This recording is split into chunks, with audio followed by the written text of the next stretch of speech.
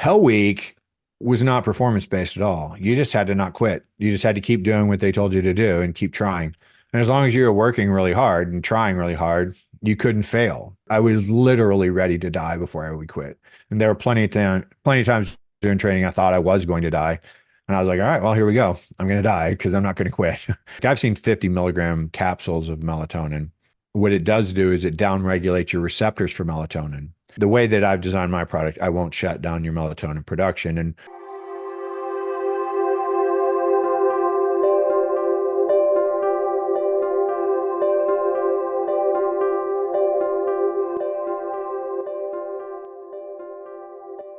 Welcome to Sunny Setup Podcast. I am your host, David, and you have a lot to explain about who you are and what you become. So I'm just going to let you do that. So your name is Kirk Parsley, or I'm sorry, Doc Kirk Parsley. And who is Kirk Parsley? yeah, okay. Well, as you alluded to, yes, now I'm a doctor. I grew up in rural Texas.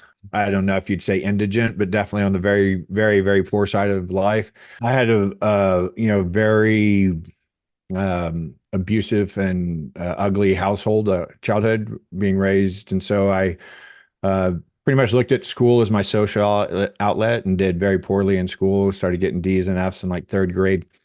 Um, Actually had my third grade teacher tell me I was the dumbest student she'd ever taught and like screamed that across the classroom. So I was like, wow, okay, I'm dumb, but I'm fast and I'm strong. So if you're gonna be dumb, you better be tough, right? So I just gravitated my whole life towards sports, athleticism, and then, later I got older and like racing cars and motorcycles and fighting and stupid things like that, like teenage boys do. And after 4 years of high school, I was just barely a sophomore by credits, and none of my friends knew that because it was a big enough school where I just kind of disappeared into other classes and saw my friends in the hallways, and nobody thought anything about it. My family's unspoken rules and um, moral guidance was that if you can join the military, if you're capable, you should do at least a few years in the military and kind of give back, as a sign of appreciation, if nothing else, for the country you're born and raised in. So I always figured I would be in the military, and in fact, you know, I played a lot of sports. In high school, I played football and ran track and field, and we kind of had like this off-season wrestling. But then I also did some martial arts and boxing outside of school. I did, and my boxing coach was the Marine recruiter.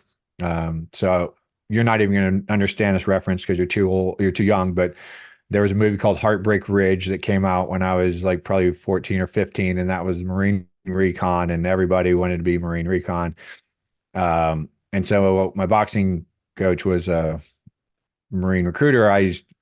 Kind of, we all sort of assumed I was going Marine Recon. And then this documentary came out about SEAL training. I didn't even know what a SEAL was. I don't think anybody did. I mean, no one in the country knew what a SEAL was. And the idea behind this documentary, 48 Hours, is that they cover 48 hours worth of some event. So they covered the first 48 hours. Uh, they covered 48 hours of basically budge training of Hell Week. So that's like whatever, 2 days worth of Hell Week. And they kept saying this is the toughest training in the world, toughest training in the world. I'm like, well, I'm the toughest kid in the world, so I'm going to go do it. Right. So again, I still didn't know what a SEAL was. I went down to the Navy recruiter when my coach was not in town. I went and talked to the Navy recruiter and I signed up for the Navy. Broke my coach's heart, of course. Joined up to be a SEAL.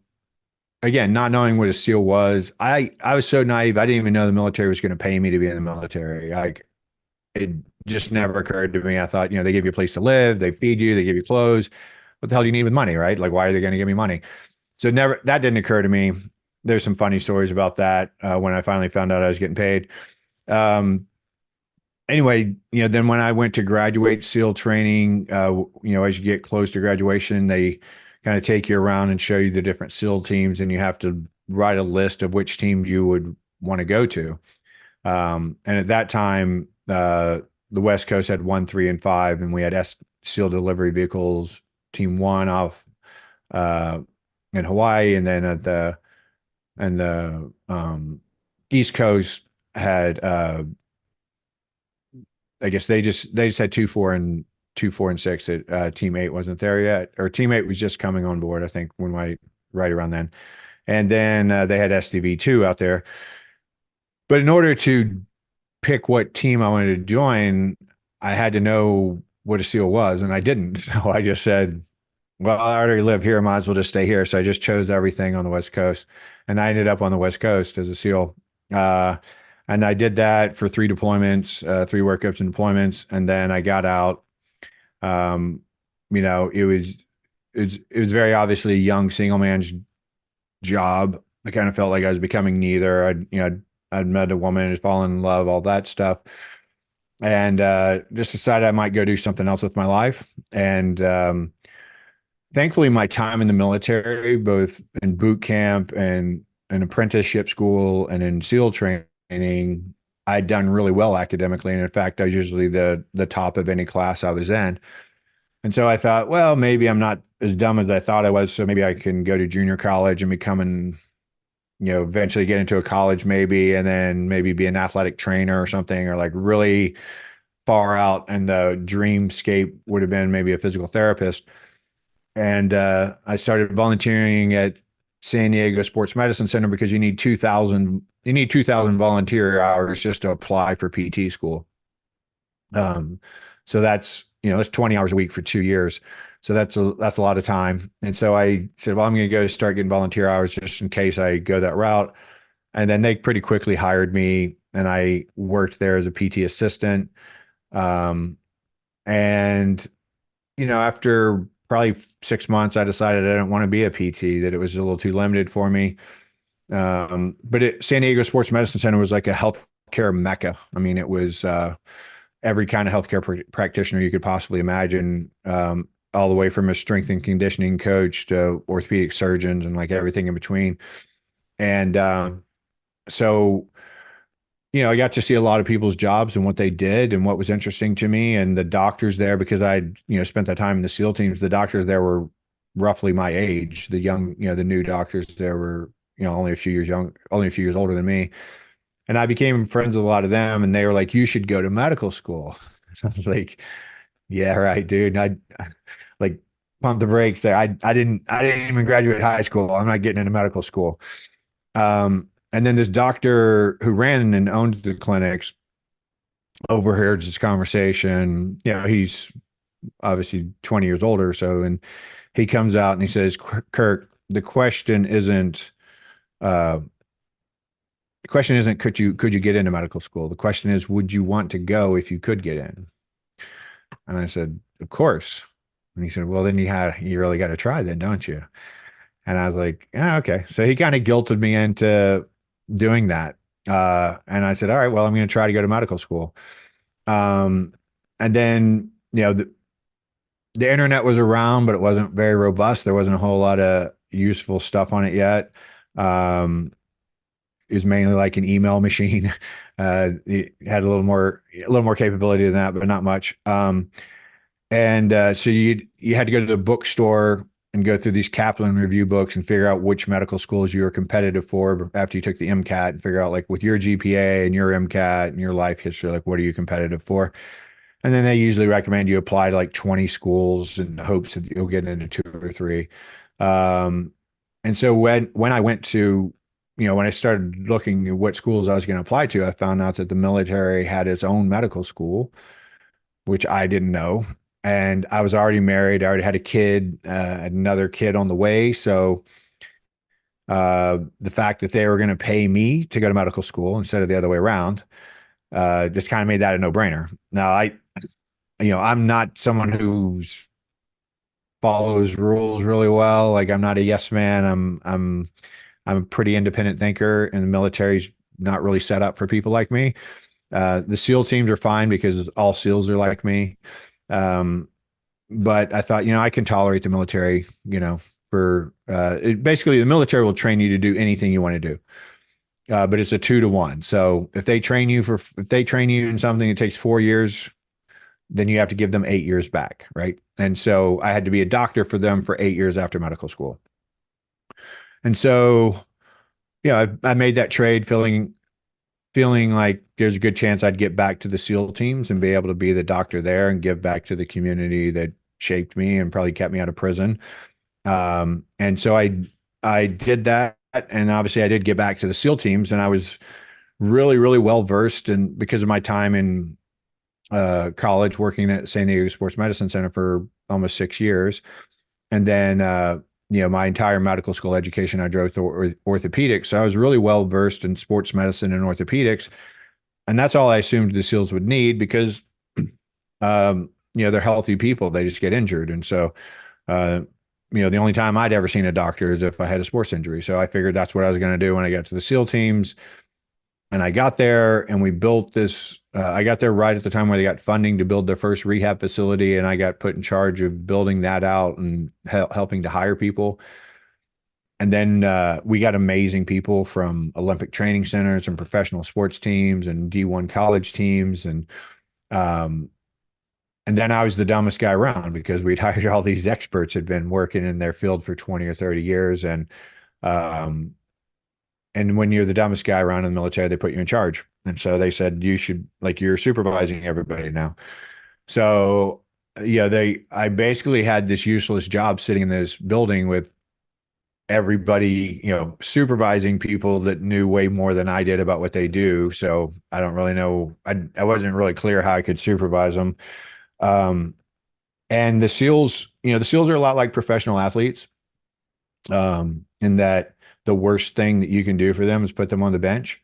And the most likely person who would put them on the bench is a physician, or a healthcare practitioner. And so they don't trust doctors and they don't like to talk to doctors, and they're forced to talk to doctors every couple of years. And they usually just go in there and lie and say everything's great and everything's fantastic. I got no problems because they don't want to deal with that. And if they have problems, they'll take money out of their own pocket and go find a doctor in town and pay for it so that they aren't risking getting put on the bench and getting out of being pulled from their platoon or something. Um, and then, but fortunately, because I'd been a SEAL and I'd been a SEAL recently enough to where there were lots of SEALs at the teams at the command that I was at. There was lots of SEALs there that I had been a SEAL with, that I'd trained with and deployed with, and so I had a good enough reputation where guys trusted me, and they came in my office and they'd close the door and be like, "Hey man, let me tell you kind of like on the down low what's going on with me." And they listed all these symptoms of, like motivation and cognition and body composition shifts, and you know, they're getting weaker, fatter, slower, dumber, and colder, although they're doing everything right. They can't sleep well, blah, blah, blah. But they didn't have any diseases. And I was a Western trained physician. So I knew how to recognize and treat disease. And they didn't have any diseases. So I had to figure out, well, how do I help people who don't have diseases, right? And that was its own education. Um, but I had the advantage at that time. SEALs were well known, unlike when I joined the SEAL teams. The SEALs had already killed bin Laden, and everybody knew what SEALs were. They kind of had a quasi celebrity status to them. So, I could read somebody's book or watch somebody's TED talk or attend somebody's lecture or something like that, and hear someone on a podcast, and I just call them and say, "Hey, I'm the doctor for the West Coast SEAL teams. What you're talking about seems applicable to my population. Could I do consults with you with my patients? Could I come train with you?" Whatever the case was.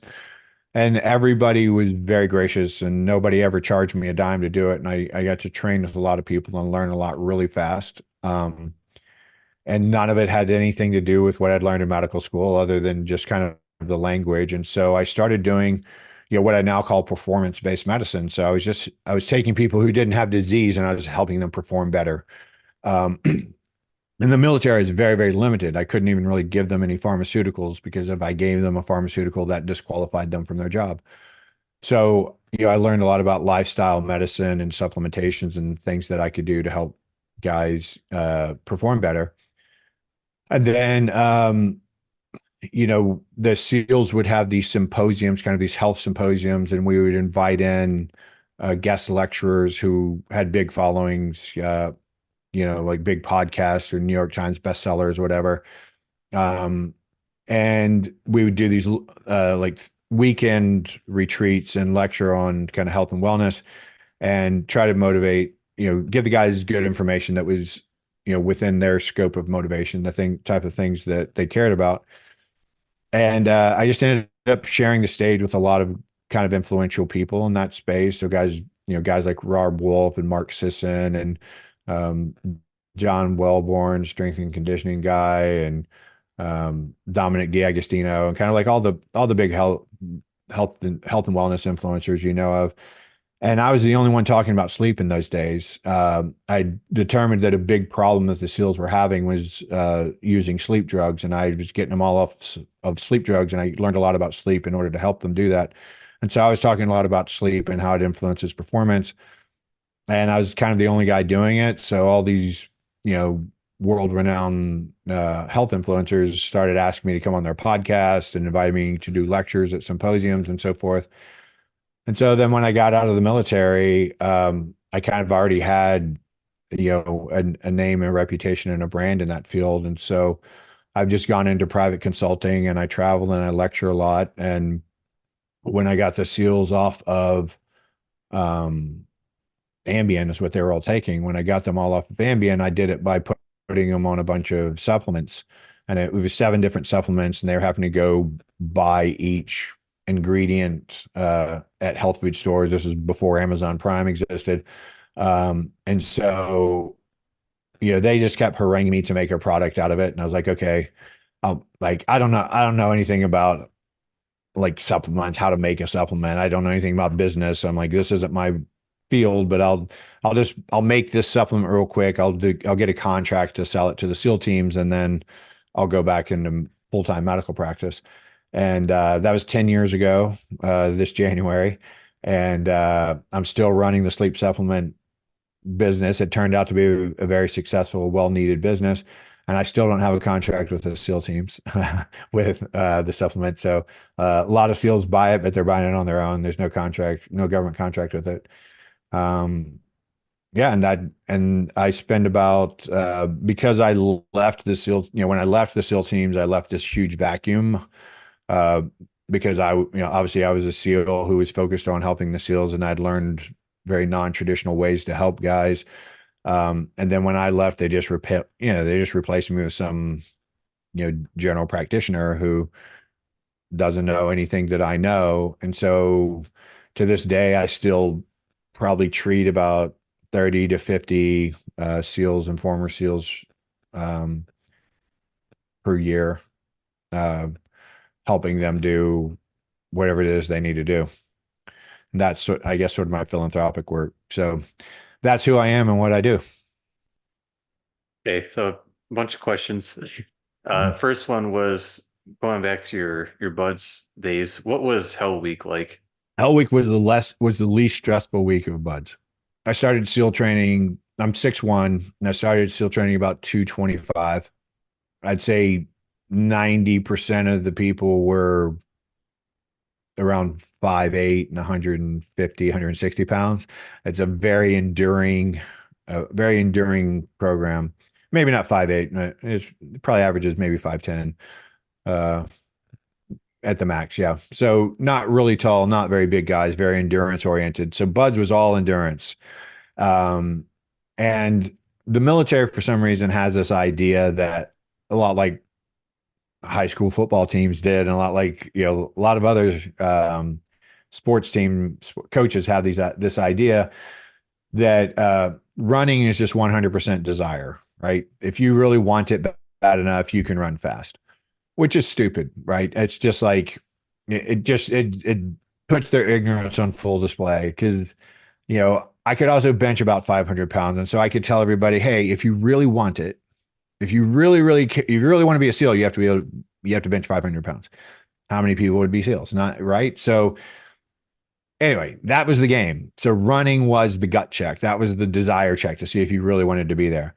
And so if you failed runs, you did conditioning runs, which were led by instructors, 150-pound dudes who ran marathons and triathlons and, could jog at a leisurely pace, 6-minute miles. And these guys are like leading your conditioning runs. And you're wearing long pants and boots and you're running in sand. And these guys are running 6-minute miles. And if you fall behind, like you're considered a quitter, right? And so you get punished for falling behind and all this. And then you have these timed runs every week. And the timed runs are set at about a 7 or 7.5 minute mile. I can't remember. But like I said, long pants, boots on sand. And the measurement ain't all that great because they're just kind of driving a vehicle down the beach and estimating it. Um, so the running, to answer your question, the running was really hard for me in buds. And I literally passed every single timed run by a matter of seconds. I mean, significantly less than a minute to spare for every timed runs. And they, like I said, they get progressively longer, being the last one being 13 miles at the end of SEAL training. You start with like 1.5 miles. And so Hell Week was not performance based at all. You just had to not quit. You just had to keep doing what they told you to do and keep trying. And as long as you were working really hard and trying really hard, you couldn't fail. Whereas every other day of buds, you can fail. I mean, your roommate, your roommate gets out, you and your roommate wake up and you're having a great day and you're getting ready for training. You never know, that might be either one of your last days in training because you can get kicked out for failing inspections. You can get kicked out for failing a run, you can fail anything, failing tests, failing written tests, failing obstacle course, failing at PT, like, uh, there's all sorts of stuff in dive training. There's drown proofing, like being tied up and having to stay in the pool for like maybe half an hour with your hands and feet tied. And there's all these things during SEAL training. Like every single day you can fail and wash out, and people fail every single day, and you watch people wash out every single day of budge training. And so Hell Week I thought was easy because I mean not physically easy, but emotionally, cognitively easy for me because it was just like all I have to do is not quit, and there's no way I'm quitting, right? I was literally ready to die before I would quit, and there were plenty of times during training I thought I was going to die, and I was like, all right, well here we go, I'm going to die because I'm not going to quit, and I'm not going to call a timeout or something like, I'm going to die, and that's what's going to happen. Wow. That's not the answer I was expecting from I mean, from what I've heard about buds and Hell Week and all that kind of stuff, it's like, oh my God, the hardest thing I've ever done in my life. And for you, it's like, well, whatever. I mean, it's a week long beatdown, but uh like I said, I wasn't a great runner, but I was, and maybe, I don't know, maybe being bigger helps and kind of getting beat down all the time. Like, I don't know, like maybe I was more resilient or something. I know by the end of Hell Week, I was the only guy in my class who could still run. Uh, Hmm. I don't know what to attribute that to. And I don't know how much weight I'd lost by Hell Week, but I know by the end of SEAL training, I had lost 40 pounds. I finished SEAL training about 185 pounds. Um, but then within 3 months, I was 225 again. It's just like Hmm. you just wasted away because of the training.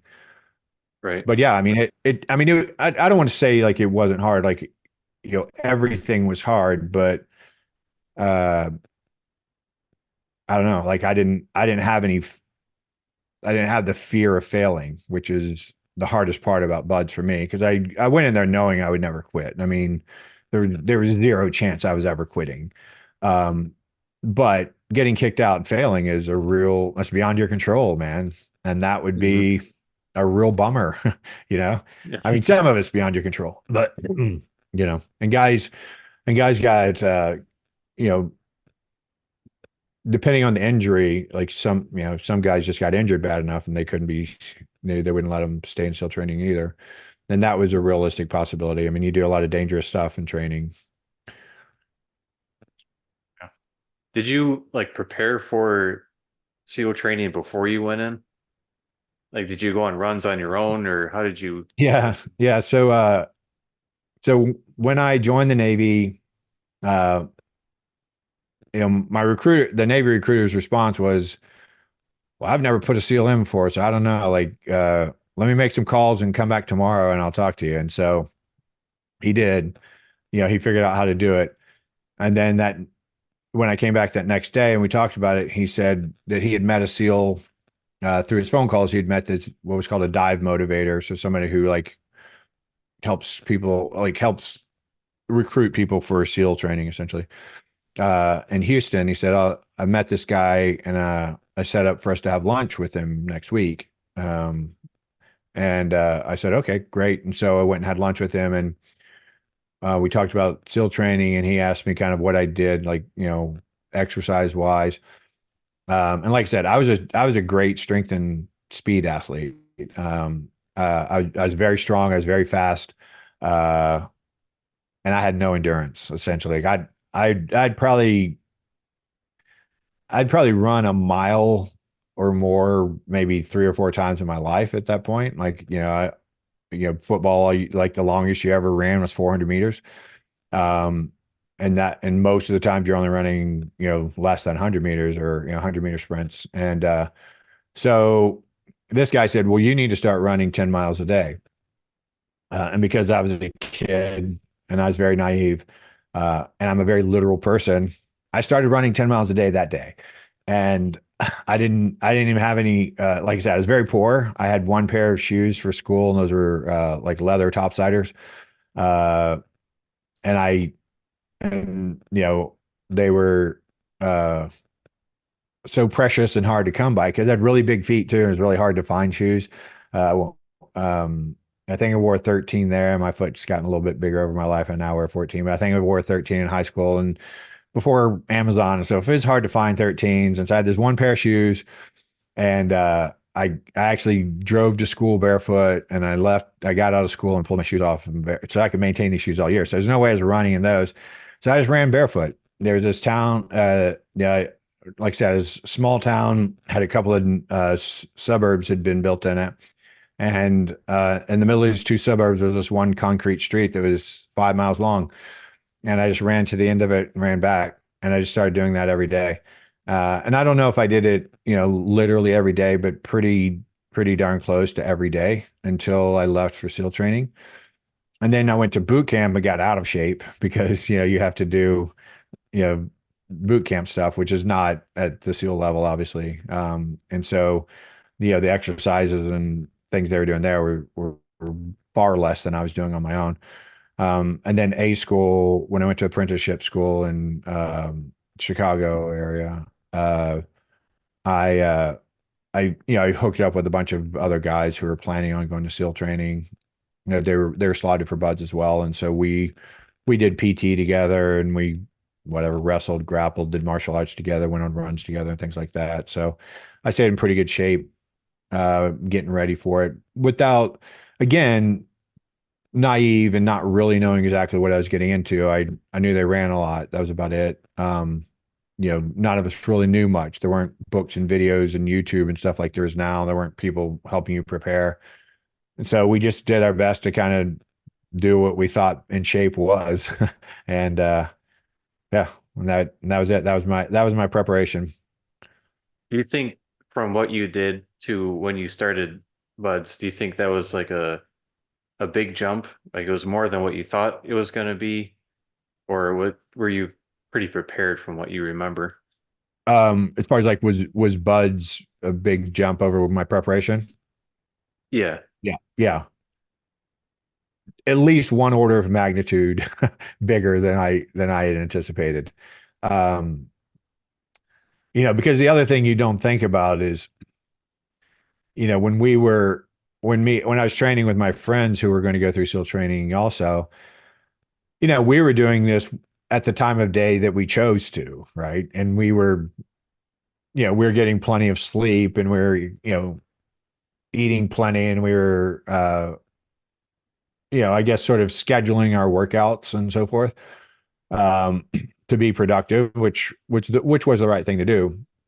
Um, but those timed runs, it's not like you're ready for those runs. It's not like you're well rested and well hydrated and well nourished, and it's like kind of the peak time of the day for you. It's like, 4:30 in the morning, high tide, the wash, the beach is washed away. You're running on kelp and soft sand, and um, you've maybe had 4 or 5 hours sleep on average for the past 3 or 4 days, and you've been exercising, 12 hours a day every day since you got there, and now you're going to go do this time to run. Like it's pretty intense, and there's really, uh, I mean, there's the occasional classroom, but pretty much every day, all day, you're doing some kind of physical training.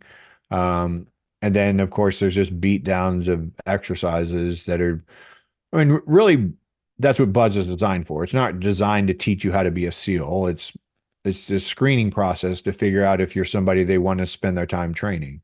And so it's really just designed to be impossible, to be harder than anyone could possibly do, and see what happens, see how you react when you fail to complete what they're trying to tell you to do. Um, so it's impossible to ever push yourself that far. Like I don't care how disciplined or self-motivated someone is, you would never push yourself as hard as you're going to go in SEAL training. So I didn't have the slightest idea what I was getting into, to be fair. Probably a good way to put it. Like all that training, do you feel like that helped and prepared you well enough for your deployments? Once you leave Buds and you go to the SEAL teams, the physical training, as far as things like calisthenics and running and obstacle courses and things like that, I mean, that's reduced enormously. I mean, it's probably 10% as much as what you would do in Buds.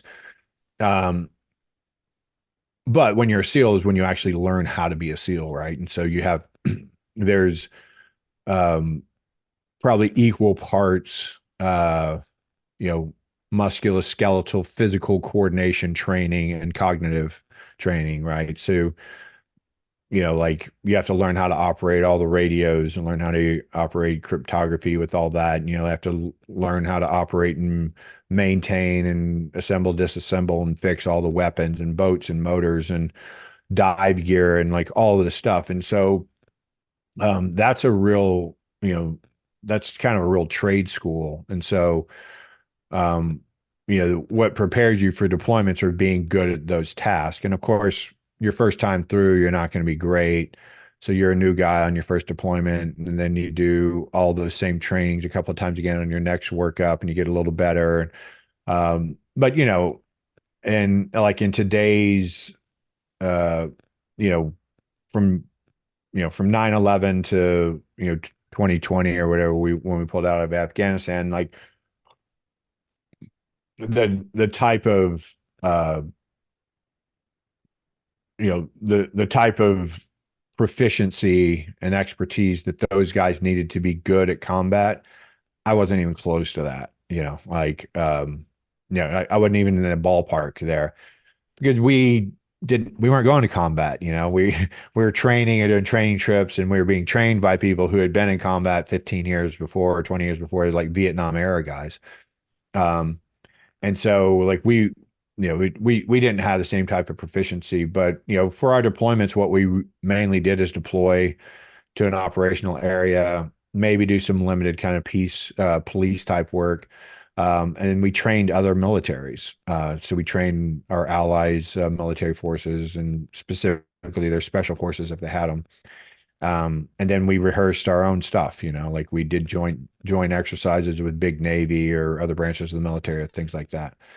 So, I mean, for what I was doing, like I trained to deploy and train more, so I was okay. Like, that was a good preparation. But I think as far as, these guys that, post 9/11, um, that's a different thing. You really can't prepare for combat in any other way than being in combat. So, I mean, you can get ready for it the best you can, but um, that's a whole nother bag of worms, Hmm. Where so to did you speak. deploy to? Southeast Asia. So Okay. Philippines, Guam, Japan, Okinawa, Singapore, things like that. Okay. So I want to Thailand. jump ahead. Okay.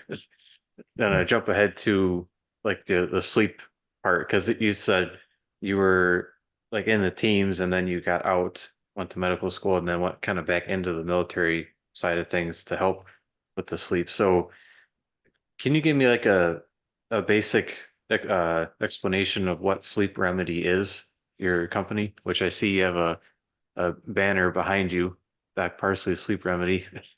I do indeed. Yeah. Um, uh, good eye. Um, yeah, in order for me to explain the sleep supplement, I have to explain sleep a little bit. So, most people have heard of the circadian rhythm. Um, it's almost impossible to accurately portray the importance of the circadian rhythm in your overall health and wellness. So every single cell in your body has a circadian rhythm. Um, and we use, you can think of you can think of yourself as uh, a collection of cells all doing the same thing. So you could extrapolate, from a single cell all the way up to you, this multi-cell organism, or go the other way, right? And it's what's called a fractal system. So it's like it's the same at each level. It's like there's a ton of overlap in how things are working in bigger and bigger systems. It's really kind of the same thing over and over again. It just looks different. So, as a person, I sleep, right? I wake up, I eat, I take in water, I take in oxygen, I produce waste products, and I do work during the day. Like I do something hopefully useful with my body during the day, and then I sleep again. Well, every cell in your body does that same thing, right? So you have, you know, take a liver cell, right? Your liver cell has work to do. It purifies, kind of gets rid of a lot of waste products, and it builds up to some nutrient products. So it's breaking down things, and it's um and it's producing proteins and producing substrates and chemicals and so forth that your body needs. And it does different things while it's asleep. It has like a sleep cycle where it's kind of working on itself and it's repairing itself. Like that cell is working on itself. It's not working on its products. And it's getting rid of waste products, and it's taking in nutrients. It needs oxygen and it needs glucose, and and then it does this work and it produces ATP that makes energy, and then it does that energy, and then it produces waste products that need to be carried off. And so every cell in your body needs to be entrained. And we as humans can choose not to be part of that, uh, to our detriment, obviously. But we are the only animal on the planet that purposefully sleep deprives itself or shifts its sleep wake cycle away from where it should be. The only other time any other mammal will sleep deprive itself is if uh, it's being preyed upon, like it's being stalked, or if it's starving. And if it's starving, it wants to be able to wake up earlier, forage further for new land to find new food or whatever. And so to go to bed later and wake up earlier.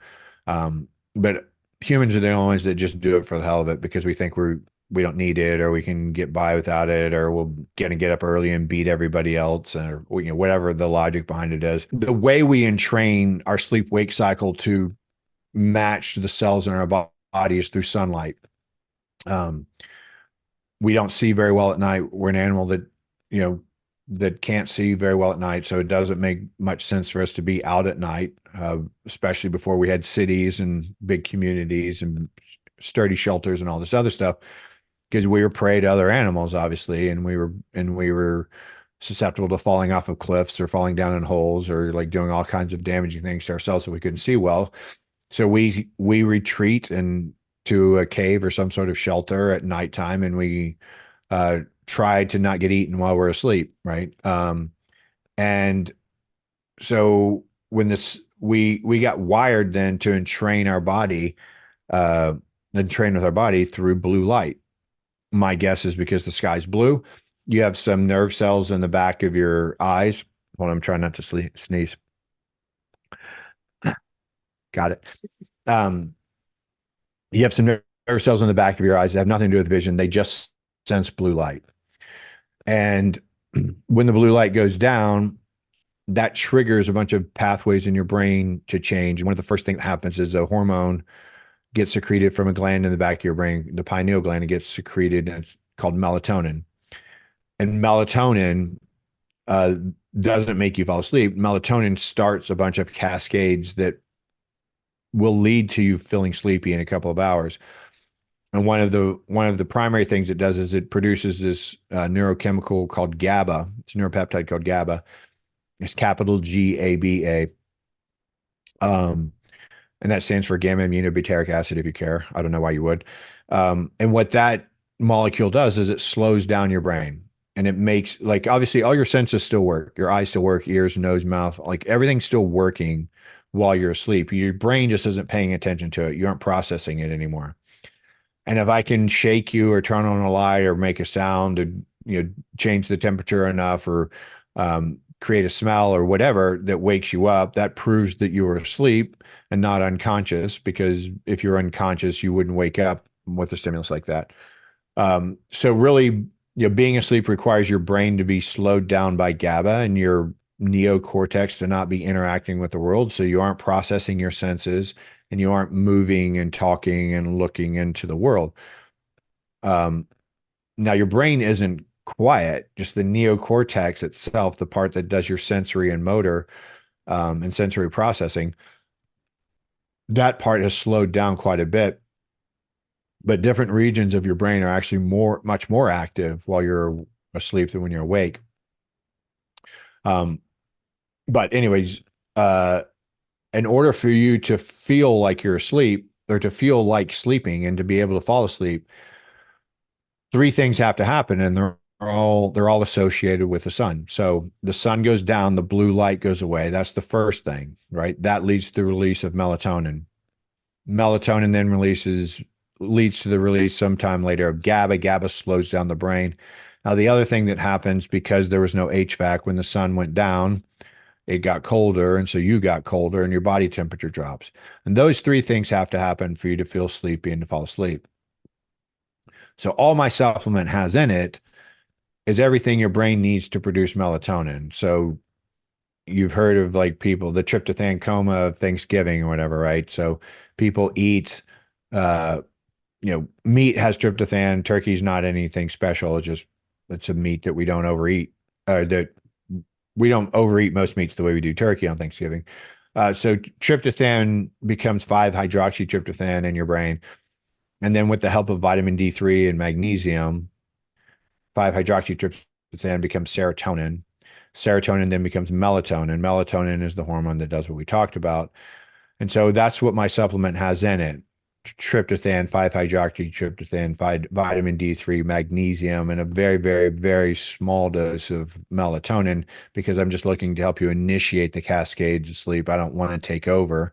That's why I have everything else, so your brain can keep making melatonin. And then there's GABA in my product. And then there's an amino acid called L-theanine that helps GABA work better. And then just recently, I've added a, a supplement called phosphatidylserine, which you also get from meat and seafood, which lowers stress hormones. So that's what my supplement is. And I had to come up with that, like I said, because the SEALs were taking Ambien, they were addicted to Ambien, but they were taking Ambien because they couldn't sleep, so I couldn't just take their Ambien away. So I came up with this concoction of supplements to get them to sleep. And with that supplement and their motivation, 100% of people got off of Ambien. And when they did, their testosterone tripled, their free testosterone quadrupled, their insulin sensitivity improved, their growth hormone improved, all their inflammatory markers went down. So sleep is the most important thing you can do. So with the melatonin, if you say that you take that on a daily basis, does that inhibit your body's ability to make its own melatonin? Almost certainly. Um, we haven't been able to prove that yet. Um, but melatonin is a hormone, and every other hormone that we know of, um, if I inject you with that hormone, if I put that hormone directly in your bloodstream, um, you'll slow down your production, or if I give you enough, I'll completely impair your production, uh, can cease your production 100%. It's something like testosterone, say, like the levels of testosterone that bodybuilders take, they aren't producing any testosterone on their own because they're taking 10 times more than their body would produce. So your body shuts down. It's a small machine. It's a smart machine. It doesn't make anything it doesn't need to make. So that's why from the time the sun goes down until the time you wake up, your brain will produce about 6 micrograms of melatonin. So if you take a 1 milligram melatonin tablet and you absorbed 100% of it, which you wouldn't, but let's just say for argument's sake you could. Let's say you take a 2 milligram and you absorb 1 milligram of it. Well, not only is that 40% more melatonin than your brain was going to make in 12 hours, it's all right now, right? You're getting this super concentration right now. My product has 3 micrograms in it, hoping that you might absorb half of that and get like, 1.5 micrograms in it, which again is just enough to initiate. That's not going to keep you asleep. There's nothing in my product that keeps you asleep. So everything that everything that you take, it's truly just a nutritional supplement. Um, by the definition of it, these are all things you can get from food. And so we're just supplementing things that your brain might be deficient on when you're trying to go to sleep. So I give you a small enough dose to initiate the cascade, but then that's gone in a few hours. So your brain has to keep making melatonin because melatonin production lasts all night. And so the way that I've designed my product, I won't shut down your melatonin production. And more importantly, when you give super physiologic doses, like I've seen 50 milligram capsules of melatonin, um, which like I said, I mean that's 2 orders of magnitude more than your body would produce in 10 to 12 hours. You're getting that all at once. Um, so even if that doesn't shut down your melatonin production, which again we haven't proved that that does happen, it's hard to prove. But what it does do when you take a higher dose than your brain would ever produce, um, what it does do is it downregulates your receptors for melatonin. So if you have 100 times more melatonin in your system than your cells need, again, your body doesn't make anything it doesn't need to make, so it'll quit making receptors. And so you might go down to having like 1/10 of the receptors that you ordinarily would have because the melatonin concentrate is so high. Um, and then that would still be, that'd still be super physiologic because you have 100 times what you need and you have 1/10 of the receptors, you still have 10 times what you need. But the problem is then when you take away the melatonin, you only have 1/10 of the receptors. So if you produce a normal amount of melatonin, you're now 90% deficient because you only have 1/10 of the receptors for that melatonin. So that's the biggest problem. And that's what we have proven is that taking really big doses of melatonin will decrease the number of melatonin receptors you have. And then that effectively is the same as being deficient in melatonin. I mean, it's a lock and key. It doesn't matter how many keys you have if you don't have the lock. Oh, that's good to keep in mind because for when you do need to get melatonin, that you're not just like overloading your system with it. Okay, that's good to keep Yeah, in and mind. if you So, if you took oh, if you took melatonin for jet lag or something like that, and you took 2 milligrams for 3 or 4 days in a row, like that's fine. You're not going to change your brain's chemistry in that short of a time. But if you take melatonin every night, uh, and it's a lot, it probably anything higher than what's in my product, if I thought, if I thought it would be valuable to put more of anything in my product, I'd put more of it in there. So I think that probably,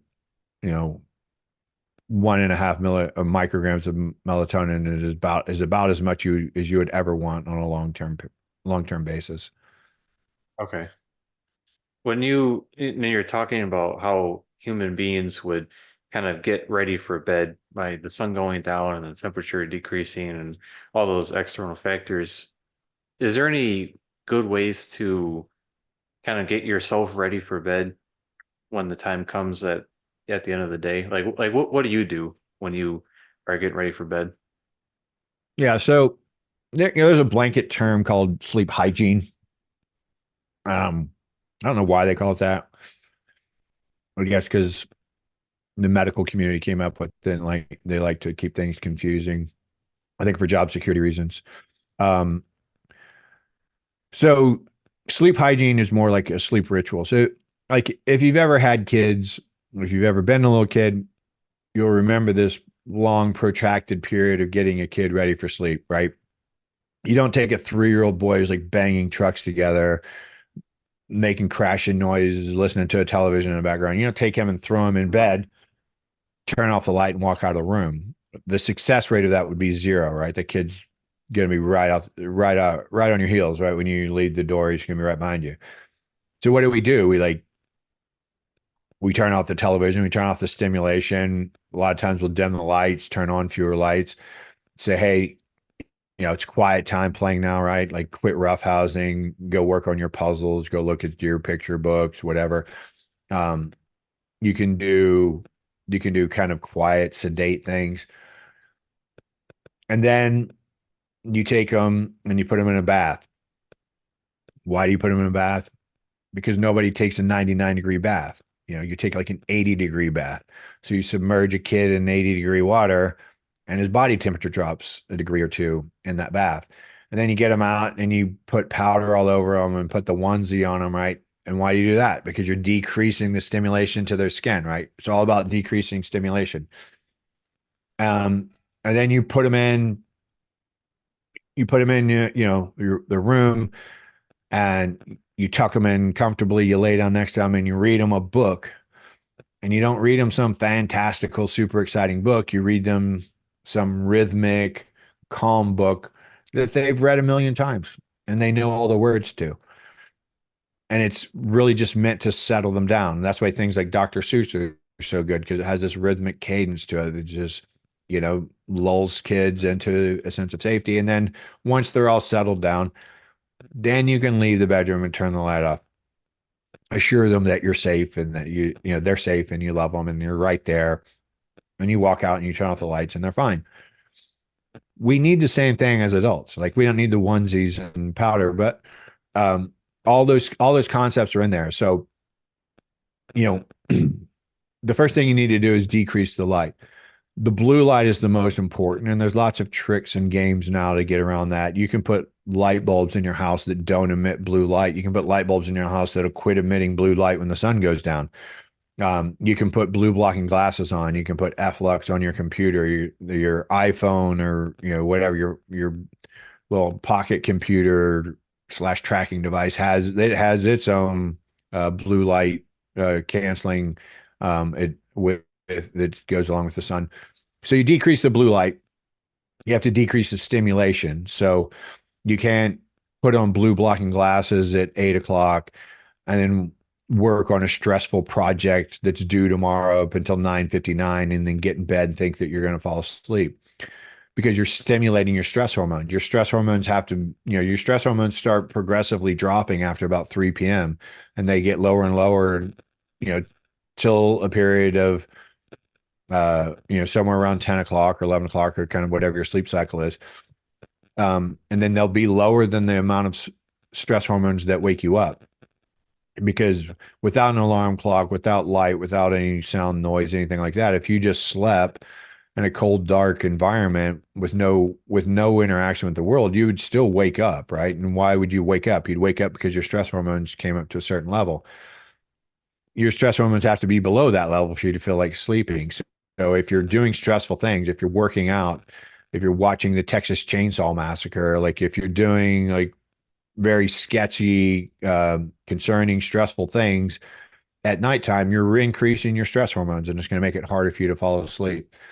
Um, and then you have to decrease your body temperature. So, ideally you have, a reminder on your phone, an alarm of some sort that says, hey, whatever, it's an hour 2 hours, whatever you can afford. Most people don't do more than 2 hours. Most people stick around an hour when I'm coaching them. And an hour before bedtime, start getting ready for bed. So decrease the blue block, decrease the blue light in your eyes, decrease the amount of stimulation.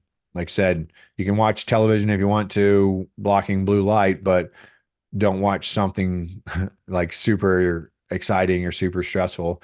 It should be something pretty calm and sedate.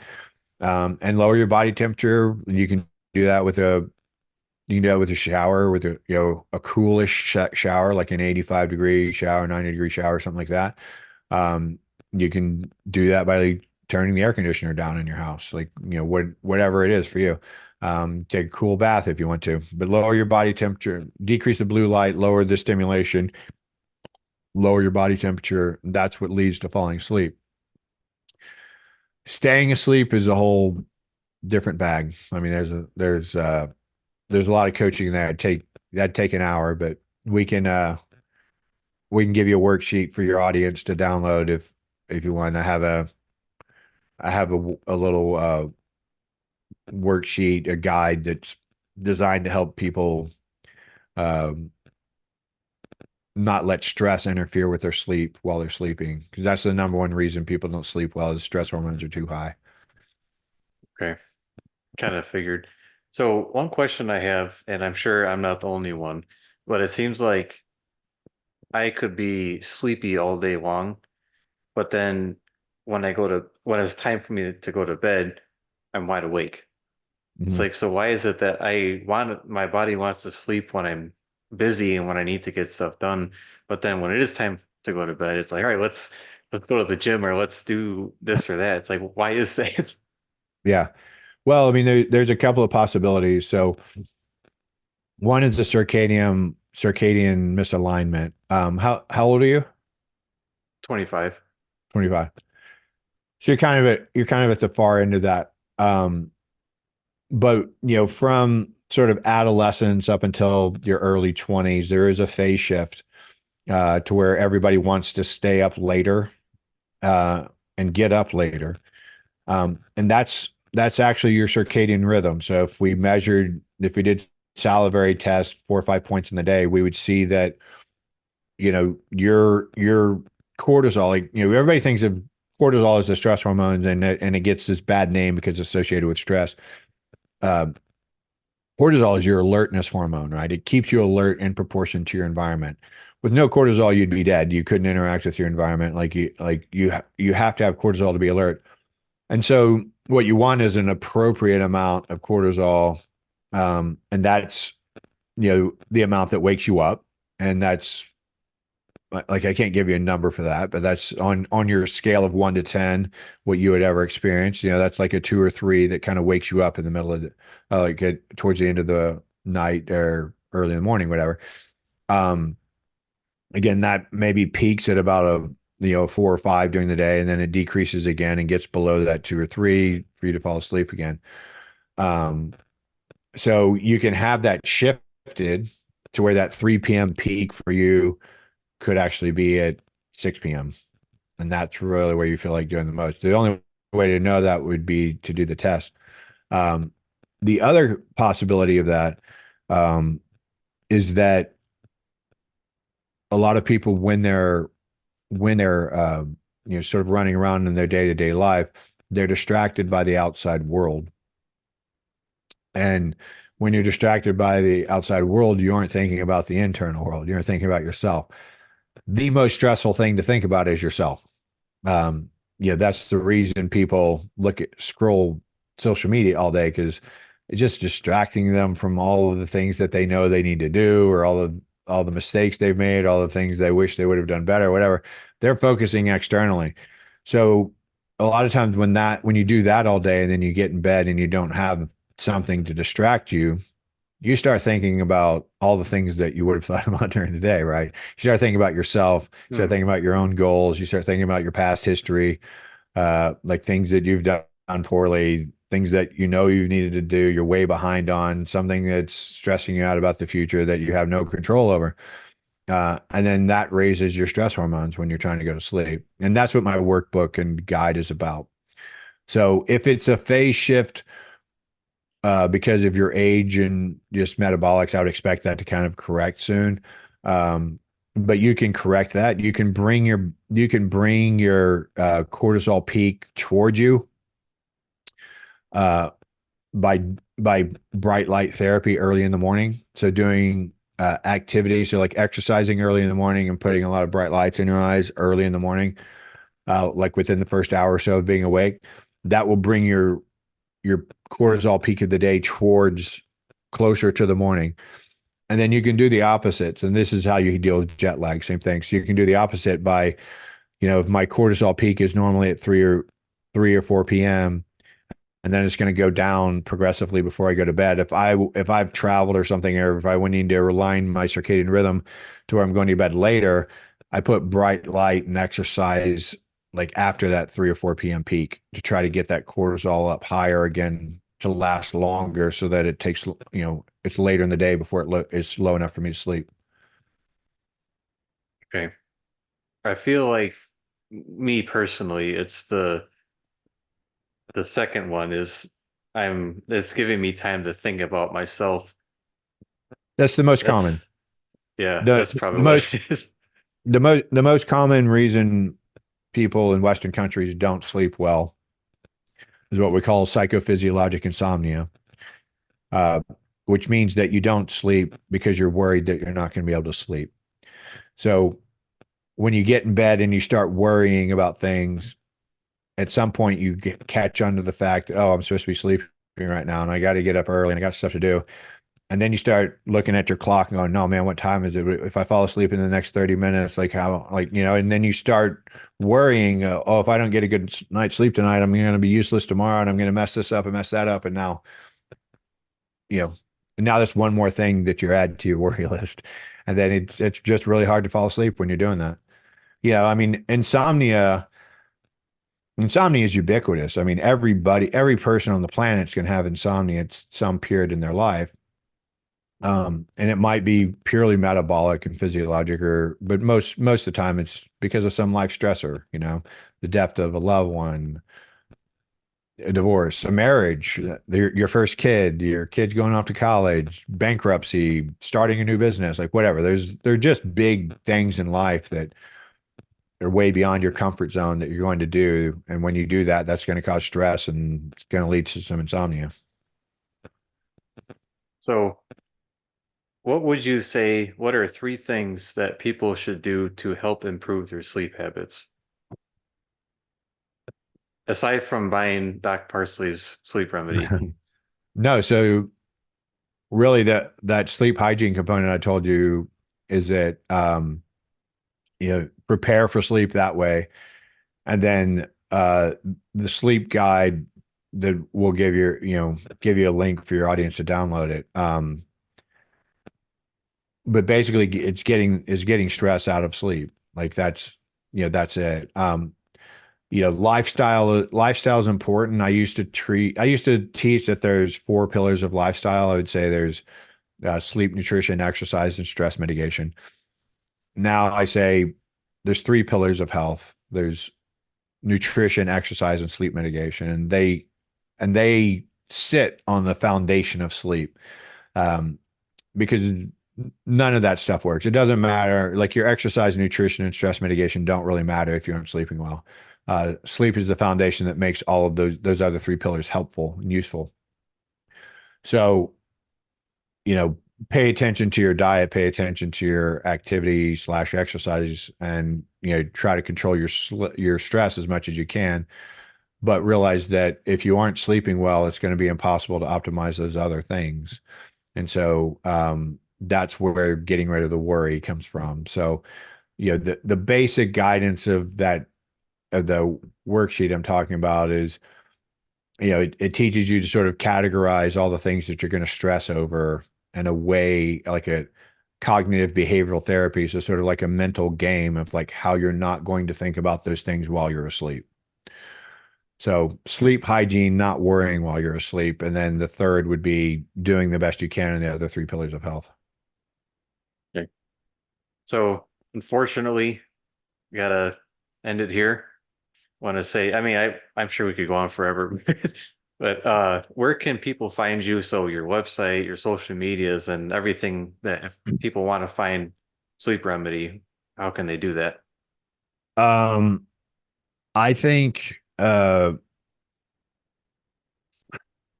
my social medias, I think, are all just my name. So my Kirk and then Parsley like the herb. So Kirk Parsley at Kirk Parsley, I think is my Instagram and Twitter and all that other stuff. Uh, and then my website is Doc Parsley. I also have some online. Uh, I also have some other like social media accounts that are Doc Parsley. So but it's DOC and then my last name Parsley like the herb Parsley. So docparsley.com is my URL. That has blogs and videos and uh, sleep supplement and like all the stuff is on that page. Um, and then at Kirk Parsley or at Doc Parsley for all social media. Okay. All right. So thank you for coming on. All right. Thanks for having me. So, and for my viewers, until next time.